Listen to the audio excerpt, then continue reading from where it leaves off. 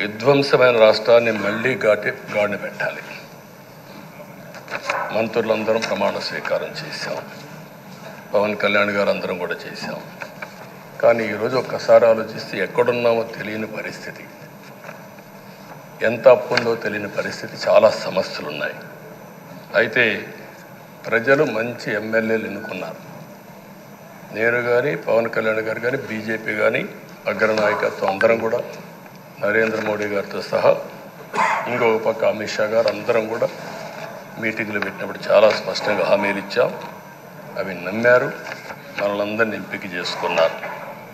మీరందరూ కలిసి ఒక మంచి వ్యక్తిని, రాజకీయాల్లో గౌరవాన్ని కాపాడే వ్యక్తిని, పార్టీని నమ్ముకున్న వ్యక్తిని మీరు ఎన్నుకున్నారు. ఈరోజు మనందరం కూడా గుర్తుపెట్టుకోవాల్సింది, ఇక్కడికి వచ్చినప్పుడు అవతల పార్టీ వాళ్ళు కూడా మనం ఎగతాళి చేయాల్సిన అవసరం లేదు. ప్రజలు పనిష్మెంట్ ఇచ్చారు. ఇదే హౌస్లో నేను చూశాను. 23 సీట్లు మాకు వచ్చాయి. నేను బాధపడ్డాము. కానీ ప్రజాస్వామ్యాన్ని గౌరవించాలనే ఉద్దేశంతో ప్రజాస్వామ్యుతంగా పనిచేశాం. 23వ తారీఖు ఎన్నికల రిజల్ట్స్ వస్తే దాన్ని వక్రీకరించి 23వ తారీఖున దేవుడు రాసిన స్క్రిప్ట్ ఇది, మీకు 23 సీట్లు వచ్చాయని మాట్లాడారు. ఇప్పుడు నేను అడుగుతున్నా, కూటమికి 164 సీట్లు వచ్చాయి.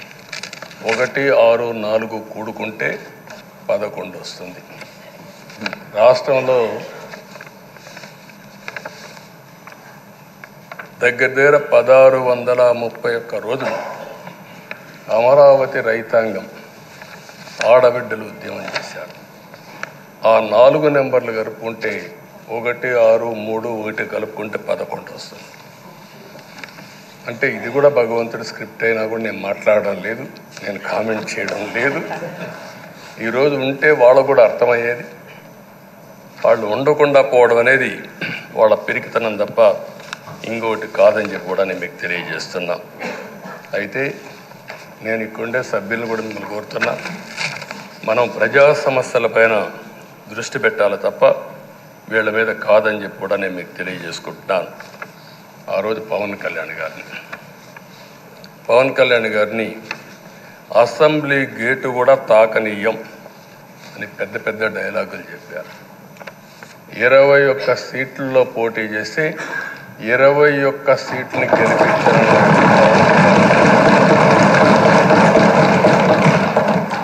వైనాట్ 175 అని చెప్పి 11 కూడా తెచ్చుకోలేని నాయకత్వం. అంటే ఏ విధంగా మాట్లాడారు అనేదానికి ఇది ఒక ఉదాహరణ. ఆ రోజు పవన్ కళ్యాణ్ గారు చాలాసార్లు, నేను కూడా అన్నాను, బయట చాలామంది అభినందించారు. ఎక్కడ తగ్గాలో తగ్గడం, ఎక్కడ గెలవాలనో గెలవడం నేర్చిన వ్యక్తి పవన్ కళ్యాణ్ గారు. ఈరోజు మనందరం కూడా గుర్తుపెట్టుకోవాల్సింది, రాజకీయాల్లో సుదీర్ఘమైన రాజకీయాల్లో ఉన్నాం. మొత్తం కలిసి 16వ సభ.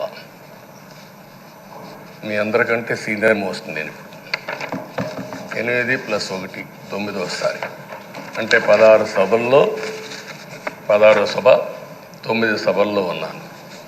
అంటే అన్ని సభలను చూశాను. నా జీవితంలో ఎప్పుడూ చూడని సభ మొన్న జరిగిన సభ, 15వ శాసనసభ. కానీ ఇప్పుడు నేను కోరుకునేది మీ దగ్గర నుంచి, అది ఒక చెడు సభ కింద, ఒక కౌరవ సభ కింద మనం భావించాం. కానీ అత్యున్నతమైన సభగా 16వ శాసనసభని నిర్వహించే బాధ్యత మనందరిపైన ఉంది. గౌరవప్రదంగా నిర్వహించాలి.